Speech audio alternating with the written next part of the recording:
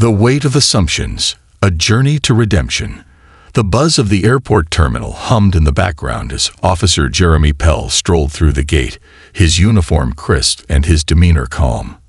The weight of months of intense investigations bore down on him, but today marked the light at the end of the tunnel. A 3-week vacation awaited him after he submitted his final report in Florida. The prospect of rest was a beacon of hope for the young officer, who had dedicated himself tirelessly to his work. As Jeremy boarded the plane and made his way down the narrow aisle, his keen eyes scanned for his seat. The fatigue he felt made the thought of settling into his assigned place even more appealing. But when he reached the row printed on his boarding pass, a young man engrossed in a newspaper was already seated there. "Excuse me," Jeremy said politely, holding up his ticket for clarification. "I believe this is my seat." The man barely looked up, muttering dismissively. "They told me I could sit here." Jeremy's brows furrowed in confusion. He double-checked his ticket and the seat number above the row. Everything matched. Trying to remain calm, he leaned in closer and repeated, "This seat is assigned to me. Could we double-check with the flight crew?" Before the man could respond, a sharp, authoritative voice cut through the conversation. "Sir, please take your seat," the flight attendant said. Jeremy turned to face the woman. Her uniform was immaculate, but her expression was far from welcoming. The name tag pinned to her blouse read, Catherine G. Her eyes lacked the warmth one might expect from someone in her profession, replaced by a cold detachment that caught Jeremy off guard. "Ma'am, there seems to be a mix-up. This gentleman is in my assigned seat," Jeremy explained calmly, holding up his boarding pass for her to see. Catherine barely glanced at the pass before dismissing him. "All seats in economy are fully booked," she said flatly. "You'll need to disembark the plane." "Sir." Jeremy's jaw dropped. "Disembark? There must be a mistake. I just checked in an hour ago. No one mentioned overbooking." Her expression remained indifferent. "I'm sorry, sir, but we need to ensure all passengers are comfortable. You'll need to resolve this issue at the gate." A surge of frustration rose in Jeremy's chest, but he forced himself to remain composed. "I can't miss this flight. It's critical I get to Florida today. Can we find another solution?" Catherine's lips pressed into a thin line. "I understand, sir, but there's nothing I can do." As Jeremy stood there, trying to process the situation, he noticed something peculiar. When another passenger, a middle-aged man, approached Catherine with a minor request, her demeanor shifted entirely. She greeted him with a warm smile and addressed his concerns with remarkable patience. The disparity was glaring, and Jeremy couldn't ignore the sinking feeling in his gut. Her icy demeanor returned the moment her gaze fell on him.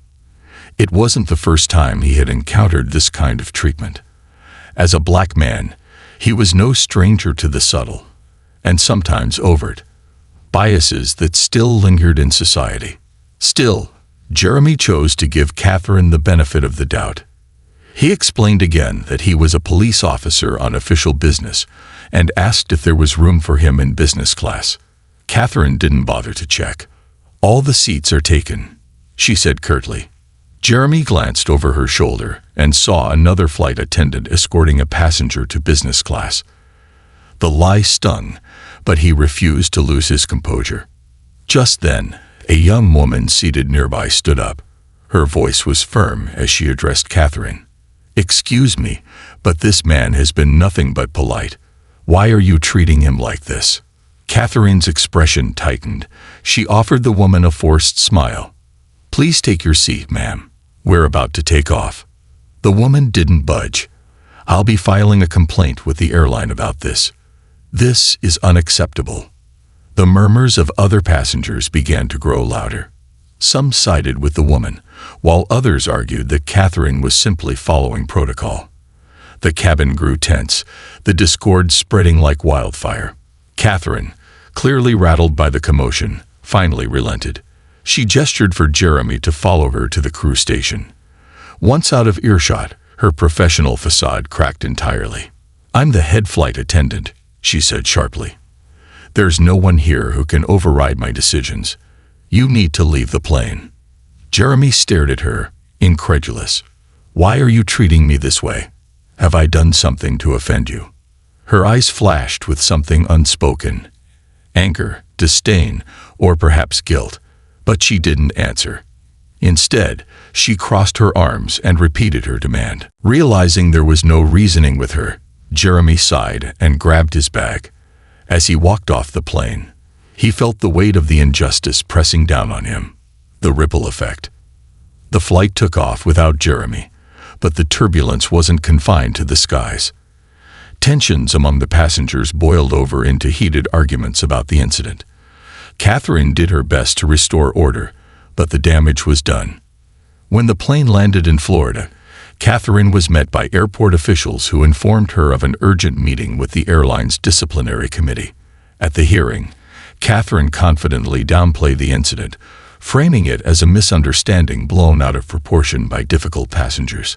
But her confidence faltered when the committee revealed a surprise witness, Officer Jeremy Pell, joining the meeting via video call. Catherine's face paled as she realized the full extent of her mistake. Jeremy wasn't just any passenger. He was a high-ranking official in the airline security division. His presence on the flight had been part of an undercover assessment of the crew's performance. Jeremy recounted the events with calm precision, detailing Catherine's behavior without malice, but with undeniable clarity. When it was Catherine's turn to speak, she broke down. Through tears, she admitted that her actions had been influenced by a past encounter with a black officer who had wrongfully detained her. "I know it's no excuse," she said, her voice trembling. "I let my biases cloud my judgment, and I failed to treat him with the respect he deserved." Jeremy listened intently. When she finished, he leaned forward on the screen. "Catherine, we all carry scars from our past, but holding on to them only creates more pain, for ourselves and others. What you did hurt me, but I believe in accountability and growth. I hope this is a lesson you'll carry forward." A new beginning. Catherine was suspended from her role and required to undergo extensive training on bias and customer service. The experience humbled her, and over time, she became an advocate for diversity and inclusion within the airline industry. As for Jeremy, the incident served as a reminder of the importance of perseverance and grace in the face of adversity. His unwavering composure had not only highlighted an injustice, but also paved the way for meaningful change. This wasn't just about a flight attendant's mistake or a cop's patience. It was a testament to the power of empathy, redemption, and the belief that even the most broken systems can be repaired with courage and compassion. The ripple of accountability. The meeting ended with Catherine visibly shaken. She exited the conference room, her confidence now replaced with a heavy sense of regret. For the first time, she was forced to confront the weight of her actions and the biases she had let fester for years. It wasn't just about her job. It was about the person she had become and the bridges she had unknowingly burned along the way. Catherine spent the next few days replaying the events in her mind. Each time, she saw herself through the passenger's eyes, a flight attendant who had acted with prejudice and unprofessionalism. She knew she had to do something, not just for her job, but for herself. The road to redemption. 2 weeks into her suspension, Catherine began attending diversity and sensitivity workshops mandated by the airline. At first, she approached these sessions with skepticism, viewing them as little more than a chore to reclaim her position. However, as she listened to others share their stories, something shifted within her. One speaker, an older woman named Angela, shared a particularly poignant experience. She spoke about growing up in the segregated South and the challenges she faced breaking into the corporate world as a black woman. Her stories were a raw testament to perseverance, but they also carried an undeniable hope, a belief that people could change, that prejudice could be dismantled brick by brick. Angela's words stuck with Catherine. That evening, she sat down and wrote a letter to Officer Jeremy Pell. "Dear Officer Pell, I want to start by apologizing. Sincerely and without reservation. What I did was wrong. I acted out of bias and misplaced anger, and I failed to treat you with the respect you deserved, both as a passenger and as a person. You didn't owe me kindness, but you showed grace in the face of my poor behavior. That grace has stayed with me, forcing me to reflect on not just my actions that day, but the assumptions I've carried for years. Thank you for holding me accountable. I hope I can one day prove that this moment has been a turning point in my life. Sincerely, Catherine. She sealed the letter and sent it to the airline's security division, unsure if it would ever reach him, but writing it brought a sense of closure, a small step toward making amends. A chance encounter. Months passed. Catherine returned to work, her perspective transformed. She approached her role with renewed humility and a commitment to treating every passenger with dignity. Word of her improved behavior spread, and even her colleagues noticed the change. One day, while preparing for a flight, Catherine noticed a familiar face boarding the plane. It was Officer Pell. He wasn't in uniform this time, but she recognized him immediately. Her heart raced as she watched him make his way down the aisle. Summoning her courage, she approached him. "Officer Pell," she began, her voice steady but tinged with emotion. "May I speak with you for a moment?" Jeremy looked up, his expression neutral but attentive. "Of course," he said, stepping aside to let the other passengers pass. "I don't know if you received my letter, but I wanted to apologize to you in person," Catherine said, her voice earnest. "What I did was inexcusable. I've spent the last few months reflecting and trying to grow from this. I hope you can forgive me." Jeremy studied her for a moment, then nodded. "I did get your letter. It meant a lot to me that you took the time to write it. And seeing you here now, owning up to your mistakes, that means even more." Relief washed over Catherine, but Jeremy wasn't finished. "You know, the hardest part about what happened wasn't being asked to leave the plane. It was realizing how deep those biases run and how often they go unchecked. But seeing you take responsibility gives me hope. Change starts with moments like this." Catherine felt tears prick her eyes. "Thank you," she said, her voice barely above a whisper. As Jeremy returned to his seat, Catherine felt a newfound sense of purpose. This wasn't just about her redemption. It was about creating a ripple effect, ensuring her actions inspired others to confront their own biases and strive for better.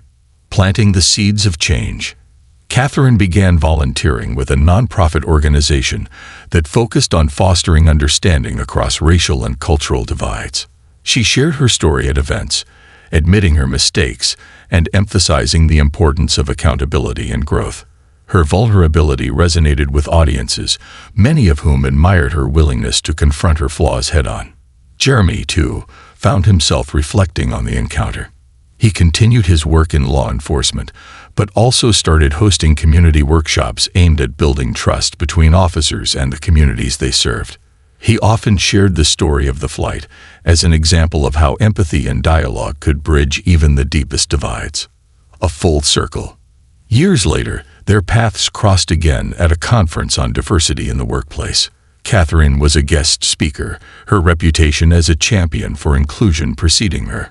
Jeremy was there to represent the airline's security division, which had implemented new policies based on his recommendations after the incident. When Catherine stepped onto the stage, she paused for a moment, scanning the crowd. Her eyes met Jeremy's, and she smiled. "This is a story about mistakes," she began, "but more importantly, it's a story about learning, about listening, and about the power of change. None of us are perfect, but when we're willing to own our flaws and grow from them, we can make a difference, not just in our own lives, but in the lives of others." The room erupted into applause, but for Catherine, the real reward was the nod of approval from the man who had inspired her journey. As she walked off the stage, Jeremy approached her. "You've come a long way," he said with a smile. "So have you," Catherine replied. Their handshake was firm, their mutual respect undeniable. In that moment, they both knew that their shared story was no longer one of conflict but of connection, a testament to the transformative power of accountability, empathy, and the courage to change. The path to legacy. The conference concluded with a standing ovation, leaving Catherine and Jeremy in quiet reflection. Both had come a long way since their initial encounter, but the journey they shared didn't feel complete. For them, the story was no longer just about redemption. It was about ensuring others could walk similar paths toward understanding and growth. Together, they decided to collaborate on something larger, a project that could outlive their own efforts. The vision. Over the next few weeks, Catherine and Jeremy brainstormed tirelessly, pooling their ideas and experiences. They envisioned an organization dedicated to addressing unconscious bias and fostering equity across industries. They called it the Ripple Initiative, a nod to the idea that small actions, like the ripple of a stone thrown into water, could grow into transformative waves. Their mission was clear: to create a platform where people from all walks of life could learn to recognize and challenge their biases in a safe, constructive space. Catherine brought her expertise in customer service and first-hand knowledge of the aviation industry, while Jeremy contributed his experience in law enforcement and community building. Together, they were a formidable team, building the foundation. Launching the Ripple Initiative wasn't easy. Catherine and Jeremy faced skepticism from some who questioned their motives. Some saw it as a publicity stunt, while others doubted whether true change could come from such efforts. But they pressed on, fueled by their shared belief in the power of education and empathy. They began by hosting workshops in schools, corporations, and community centers. The sessions combined storytelling with practical tools for self-reflection, teaching participants how to identify implicit biases and respond to them constructively. Catherine often started with her own story, openly admitting her past mistakes and sharing the lessons she had learned. Jeremy followed, recounting his experiences as a Black officer navigating systemic challenges while striving to build bridges. Their vulnerability resonated deeply with audiences. People began to see that growth wasn't about being perfect, but about being willing to acknowledge imperfections and work toward improvement. Expanding the reach. As word of their initiative spread, invitations poured in. Universities invited them to speak. Companies sought their guidance on creating inclusive workplaces, and even government agencies requested their expertise. Catherine and Jeremy worked tirelessly, but they soon realized the demand far exceeded their capacity. They needed a way to scale their impact. The solution came in the form of a digital platform. They developed an online course that combined videos, interactive activities, and real-world case studies to teach individuals and organizations how to confront and dismantle bias. The platform included a feature where users could anonymously share their own stories and struggles, fostering a sense of community and shared purpose. Within a year, the Ripple Initiative had reached tens of thousands of people across the globe. Stories began to pour in from participants who had experienced profound personal transformations. A teacher in Ohio shared how the program helped her better connect with her students from diverse backgrounds. A corporate executive in Tokyo described using the lessons to implement new hiring practices that prioritize diversity and inclusion. Each story reinforced Catherine and Jeremy's belief that their work mattered. A test of resolve. Not everyone was supportive of their mission. Critics accused them of being too idealistic or dismissed their efforts as superficial. One particularly scathing article accused Catherine of using her past mistakes as a way to profit from guilt. The backlash was disheartening, but Jeremy reminded her of the broader goal. Change always meets resistance, he said during one of their strategy meetings. The fact that people are talking about this means we're making an impact. We can't let negativity derail us. Catherine nodded, but the criticism lingered in her mind. Determined to prove the doubters wrong, she threw herself even more deeply into the work. She reached out to former colleagues, encouraging them to participate in the program and share their experiences. Slowly but surely, even some of her harshest critics began to soften. A moment of recognition. 2 years after its inception, the Ripple Initiative was recognized by a global human rights organization for its innovative approach to addressing bias and promoting inclusion. The award ceremony was a grand affair, attended by leaders from various industries, activists, and changemakers. As Catherine and Jeremy accepted the award, Catherine took a moment to reflect on how far she had come. The memory of that fateful day on the plane was still vivid, but it no longer haunted her. Instead, it served as a reminder of the power of accountability and the importance of using one's mistakes as stepping stones toward growth. In her acceptance speech, Catherine said, "This initiative was born from a moment of failure, a moment where I failed to see the humanity in another person. But that failure became the foundation for something greater. It taught me that no matter how far we strayed, it's never too late to turn back, to make amends, and to build a better path forward." Jeremy added, "The work we do isn't about perfection. It's about progress. It's about recognizing that every interaction, no matter how small, is an opportunity to create a ripple that can lead to meaningful change." The audience rose to their feet, their applause echoing the sentiment of the evening. Leaving a legacy. Years later, the Ripple Initiative had grown into a global movement. Catherine and Jeremy had stepped back from the day-to-day operations, entrusting the organization to a new generation of leaders. But their influence remained, their story serving as the cornerstone of the initiative's message. Catherine often returned to that pivotal day on the plane, not with shame, but with gratitude. It was a stark reminder that even in moments of darkness, there is potential for light. She and Jeremy had taken what could have been a moment of division and turned it into a lifelong mission of unity. Their journey became a testament to the power of humility, empathy, and the belief that no mistake is too great to overcome. In their hearts, they knew they hadn't just changed their own lives. They had sparked a ripple that would continue to inspire generations to come. A ripple turns into a wave. As the Ripple Initiative thrived globally, Catherine and Jeremy found themselves at a crossroads.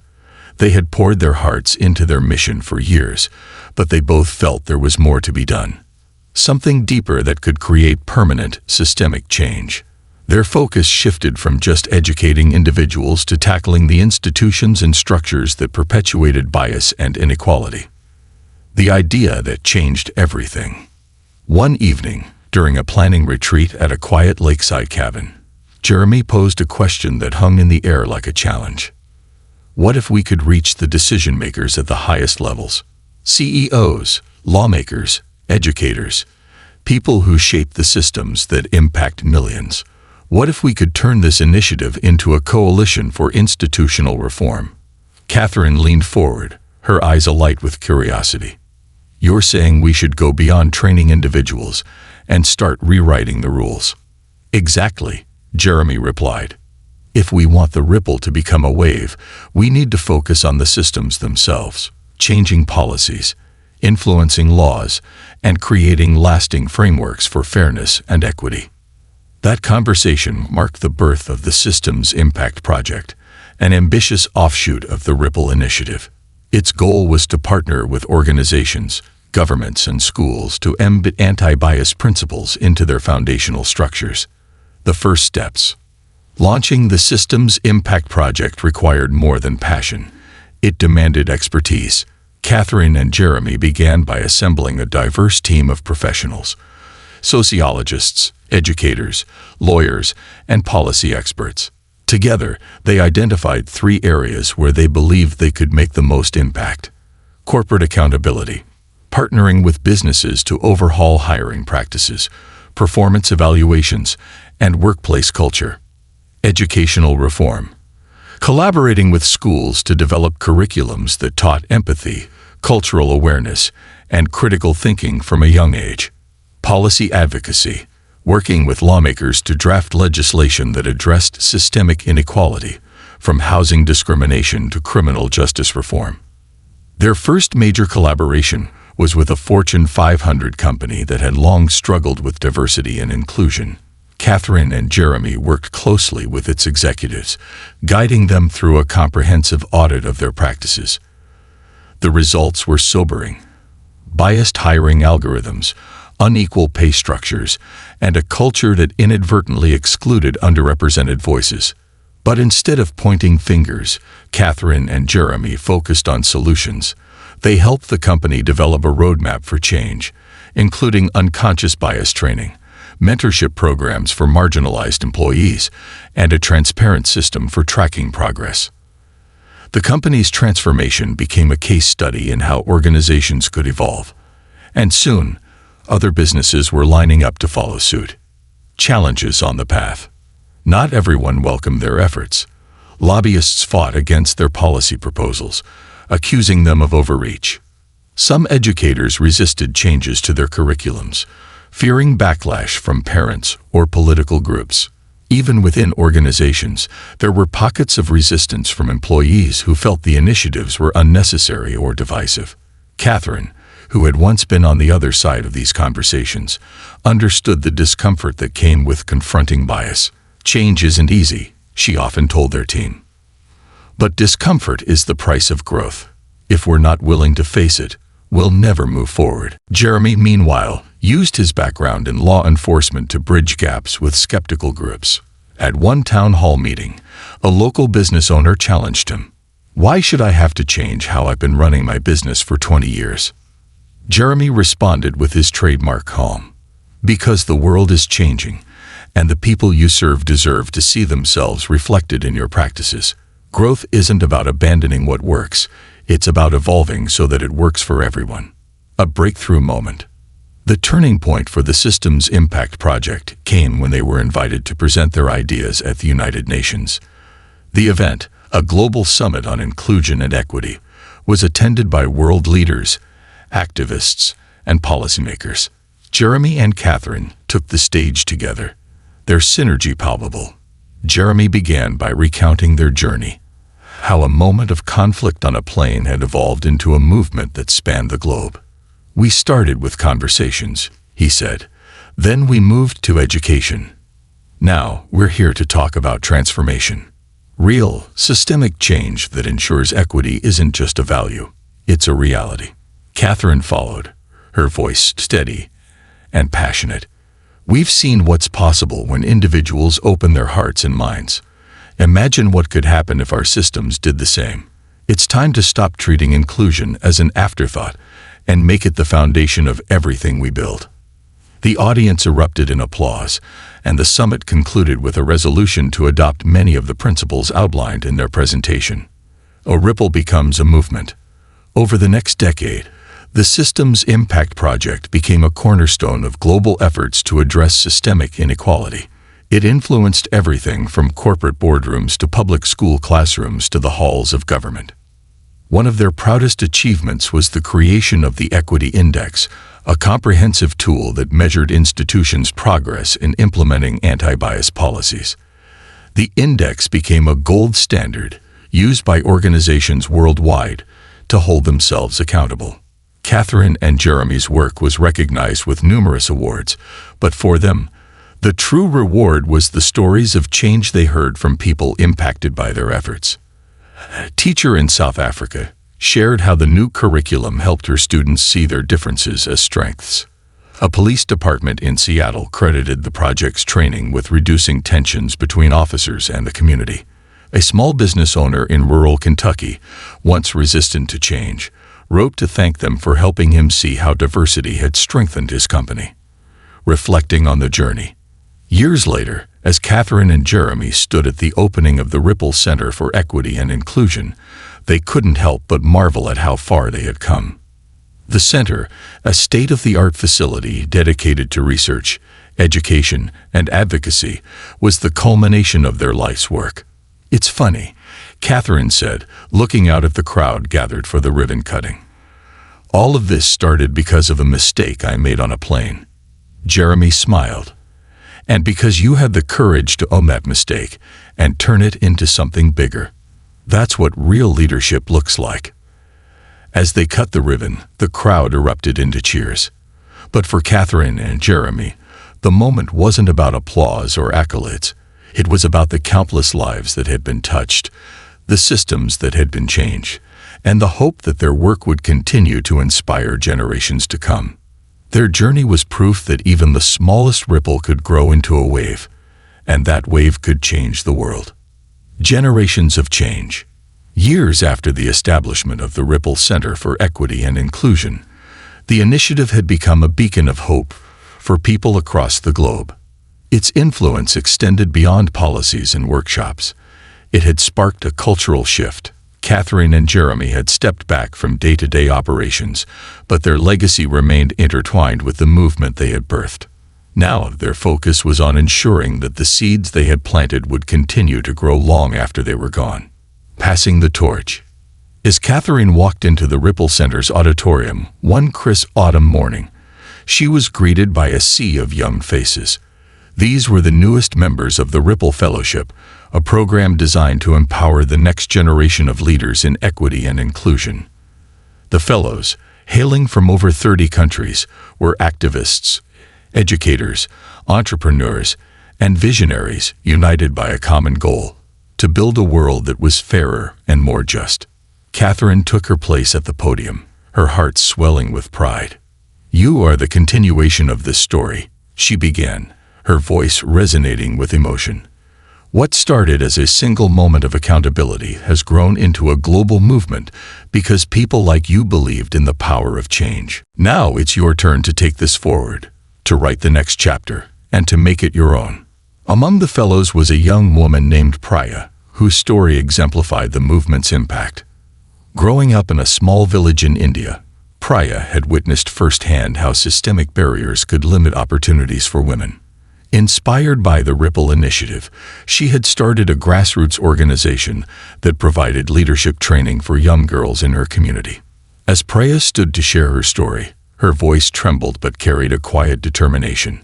"What this initiative taught me is that the smallest action can lead to the greatest change. My journey started with a single workshop, and now I'm here, ready to give back. That's the ripple effect in action." Her words were met with a standing ovation, and Catherine couldn't help but feel a deep sense of fulfillment.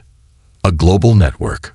While the fellows worked on projects in their own communities, the Ripple Center became a hub for collaboration and innovation. Researchers developed tools to measure the long-term impact of inclusive policies, educators designed curriculums that promoted cultural understanding, and technologists created platforms to facilitate cross-cultural dialogue. Jeremy often visited the center to mentor fellows, sharing wisdom drawn from his years in law enforcement and community engagement. One afternoon during a small group session, a fellow named Miguel asked a question that struck a chord. "How do you stay hopeful when the work feels endless?" Jeremy leaned back in his chair, considering his response. "Hope isn't about ignoring the challenges," he said. "It's about recognizing that every step forward, no matter how small, brings us closer to the world we want to build.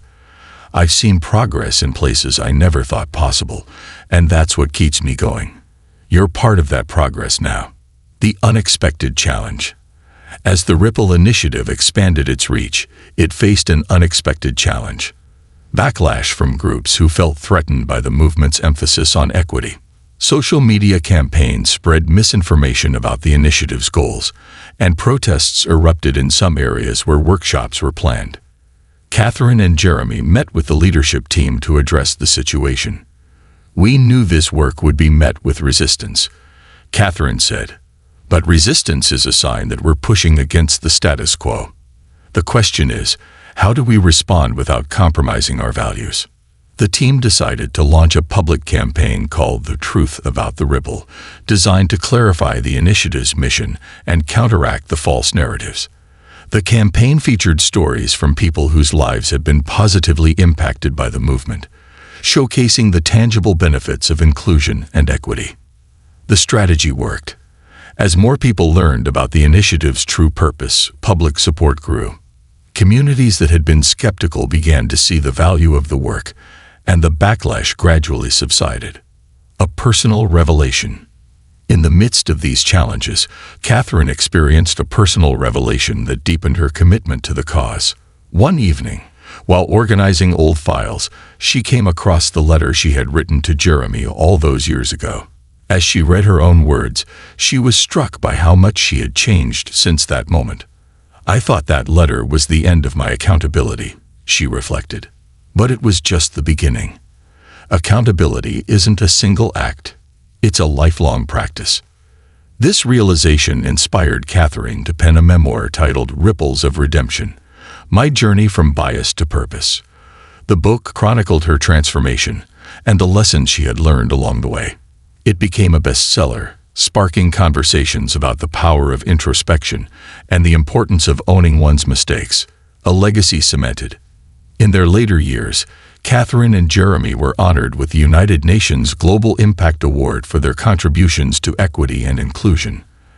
At the ceremony, they shared the stage with leaders who had been inspired by their work, including Priya, who had expanded her leadership program to multiple countries, and Miguel, who had founded an organization that provided mentorship to at-risk youth in Latin America. As Catherine and Jeremy delivered their acceptance speech, they emphasized that the award wasn't just for them. It was for everyone who had contributed to the movement. "This isn't the end of our story," Jeremy said. "It's a reminder that the work continues.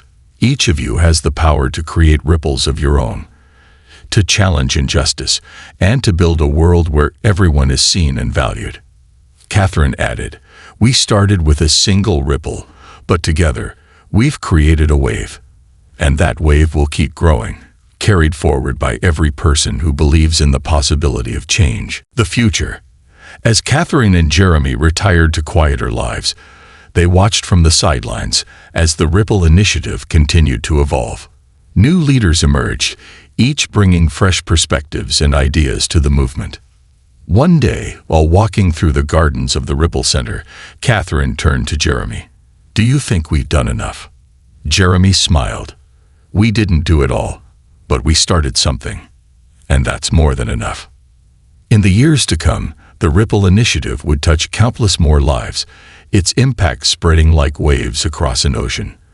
And though Catherine and Jeremy's roles in the movement had shifted, their legacy remained, a testament to the enduring power of accountability, empathy, and the belief that even the smallest actions can change the world. A ripple across generations. Catherine and Jeremy's departure from the front lines of the Ripple Initiative left a void that was quickly filled by the next wave of passionate leaders. The foundation they had built was solid, but the world's challenges were ever evolving. The question that lingered was not if the work would continue, but how it would adapt to new landscapes and maintain relevance across generations. A new generation rises. By the time Catherine and Jeremy had fully retired, the Ripple Initiative had become a global institution. The leadership team now consisted of individuals from diverse backgrounds: educators, activists, technologists, and even former skeptics who had been transformed by the initiative's work. Among them was Amina, a 27-year-old entrepreneur from Kenya, who had grown up in a rural village. Inspired by the stories of resilience and empowerment she'd read in Catherine's memoir, Amina founded a tech startup that used artificial intelligence to bridge educational gaps for underprivileged children. When she became the youngest director in the Ripple Initiative's history, Amina brought with her a vision of using technology to amplify their impact. One of her first projects was a virtual reality program called Empathy Lens, designed to immerse participants in the lived experiences of marginalized communities. The program allowed users to virtually walk in the shoes of others, whether it was navigating a day as a refugee, experiencing systemic barriers as a person with disabilities, or facing gender discrimination in the workplace. The Empathy Lens initiative was revolutionary. It attracted attention from governments, corporations, and educators, all of whom saw its potential to create profound shifts in understanding. For Amina, it was more than just a technological achievement. It was a way to honor the foundational values of the Ripple Initiative while expanding its reach, adapting to global challenges. As the world grappled with new challenges, climate change, global pandemics, and political polarization, the Ripple Initiative pivoted to address how these crises disproportionately affected marginalized communities. Under Amina's leadership, the initiative launched the Intersectional Equity Task Force, which examined how overlapping forms of discrimination compounded the effects of these global issues. Jeremy, now an elder statesman of the movement, occasionally served as an advisor. During one task force meeting, He shared a poignant observation. "Equity isn't just about addressing what's already broken," he said. "It's about anticipating what could break next and ensuring that the solutions we build are inclusive from the start." His words became the guiding principle for the task force, which developed groundbreaking frameworks to integrate equity into disaster response, healthcare access, and environmental policy, honoring the past while forging ahead. Though the initiative was evolving, its leadership remained committed to honoring the story that had sparked it all. Every year, on the anniversary of the Ripple Initiative's founding, the Ripple Center hosted a storytelling event where people from around the world shared their personal journeys of transformation. One year, a young man named Elias took the stage. A teacher from a small town in Mississippi, Elias recounted how his initial resistance to the Ripple Initiative had been rooted in fear of change. "I was the guy who sat in the back of the room with my arms crossed, thinking this was just another pointless diversity program," he said. But something shifted when I heard Catherine's story. It wasn't just about her redemption. It was about her willingness to change, to admit she was wrong, and to make things right. It made me ask myself, what am I willing to change? Elias had since transformed his classroom into a safe space for dialogue and growth, inspiring his students to think critically about bias and empathy. As Elias finished his story, Catherine and Jeremy, now seated in the front row, exchanged a glance. Their hearts swelled with pride, knowing the ripple they had started was still reaching new shores. The legacy of the Ripple Fellowship. One of the initiative's most enduring programs was the Ripple Fellowship, which Catherine had championed in its early days. Fellows like Priya and Miguel had gone on to create transformative projects in their own countries, and now many of them were mentoring the next generation of changemakers. Priya, whose leadership training program for girls had expanded to 5 continents, often reflected on the parallels between her journey and Catherine's. "Both of us were shaped by moments of reckoning," she said during a fellowship reunion. "The difference is, Catherine's story showed me that I didn't have to wait for a mistake to learn and grow. I could choose accountability and empathy from the start." Miguel, now a father of 2, had taken his mentorship work to a global stage. He co-founded Ripple Generations, a program that paired older changemakers with young leaders to ensure that wisdom and innovation worked hand in hand. "These kids don't just want to inherit a better world," Miguel said. "They want to help build it, and it's our job to give them the tools and the courage to do so." The ripple effect amplified. As the years turned into decades, the Ripple Initiative became more than a movement. It became a cornerstone of how societies understood and addressed equity. Schools integrated its principles into their curriculums, corporations used its frameworks as benchmarks, and governments consulted its experts when drafting policies. On the 50th anniversary of the Ripple Initiative, a documentary titled "The Ripple That Changed the World" premiered to global acclaim. It traced the initiative's journey from its humble beginnings, an uncomfortable moment on a plane, to its transformation into a force for global change. The documentary concluded with a powerful image. Catherine and Jeremy, now well into their 80s, walking through the Ripple Center's gardens. They paused by a plaque that bore the initiative's motto, "Change begins with a single ripple." Catherine turned to Jeremy, her voice filled with emotion. "Do you ever think about how all of this came from one moment of conflict?" Jeremy chuckled. "All the time. But that's the beauty of it. Even the most challenging moments can spark something extraordinary if we're willing to learn from them." As they continued their walk, a group of children ran past them, laughing and chasing one another. Among them were the newest members of the Ripple Fellowship, their energy and enthusiasm a testament to the initiative's enduring impact. For Catherine and Jeremy, the scene was a reminder that the ripple they had started would never truly end. It would continue to spread, carried forward by every new generation that believed in the power of accountability, empathy, and the possibility of a better world. Their story was no longer just theirs. It belonged to the world, a living legacy that proved one simple truth: even the smallest ripple can create a wave of change. The final ripple. As Catherine and Jeremy spent their twilight years reflecting on the journey they had embarked on together, they marveled at how a single moment, one that could have easily been forgotten or brushed aside, had grown into something immeasurably impactful. What had begun as a painful conflict on a plane had transformed into a lifelong mission, a global movement, and a legacy that would endure long after they were gone. One quiet afternoon, as they sat in the garden of the Ripple Center, Catherine broke the silence. Do you ever wonder what would have happened if things had gone differently that day on the plane? If you had decided not to speak up, or if I had refused to reflect on my actions?